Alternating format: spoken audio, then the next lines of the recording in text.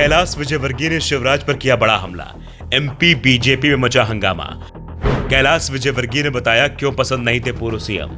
शिवराज ने विजयवर्गीय को मध्य प्रदेश से दूर रखने का बनाया था प्लान। विजयवर्गीय की दबंग छवि को पसंद नहीं करते थे शिवराज सिंह चौहान। इस बार ठाकुर के हाथ खुले हैं, कोई गब्बर उसके हाथ नहीं बांध पाएगा।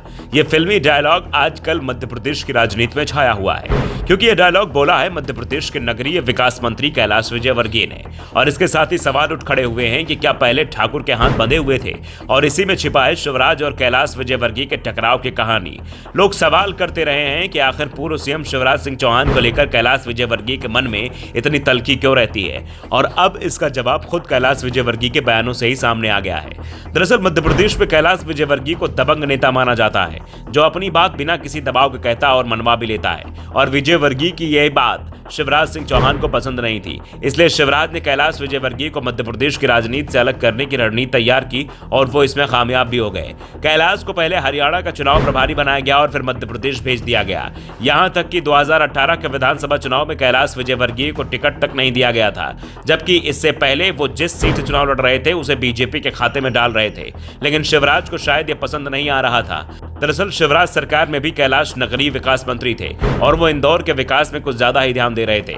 शिवराज सरकार के समय कैलाश विजयवर्गीय से इंदौर में हुए कार्यक्रम में पत्रकारों से सवाल किया था कि क्या वो इंदौर के विकास के लिए जो योजनाएं बना रहे हैं उसे लागू भी कर पा रहे हैं। तो उन्होंने कहा था कि मेरे हाथ शोले फिल्म के ठाकुर जैसे बंधे हुए हैं, चाह कर भी कुछ नहीं कर पा रहा हूं। इसके बाद से ये कहा जाने लगा था कि शिवराज सिंह चौहान ने विजयवर्गीय को काम करने की स्वतंत्रता नहीं दी है।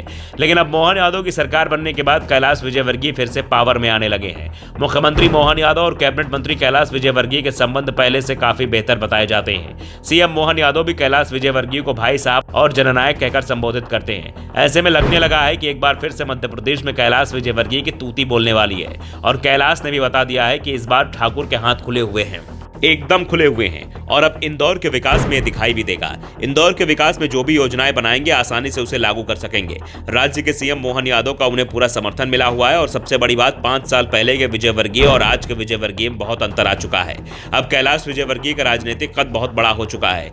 बीजेपी के केंद्रीय नेतृत्व के साथ काम कर वो अपने हुनर का परिचय दे चुके हैं। कैलाश के खाते में कई सफलताएं हैं, और पार्टी उन्हें मेहनती और काम करने वाला नेता मानती है, और एमपी चुनाव में कैलाश ने इसे साबित भी किया है। कैलाश विजयवर्गीय को एक मुश्किल सीट से चुनाव लड़ाया गया था। वो इंदौर 1 से चुनाव लड़े, जहां उन्होंने कांग्रेस के दिग्गज नेता संजय शुक्ला को 50,000 से भी ज्यादा के अंतर से चुनाव हराया। कैलाश खुद ही नहीं जीते, बल्कि इंदौर जिले की सभी 9 सीटें उन्होंने बीजेपी की झोली में डाल दी।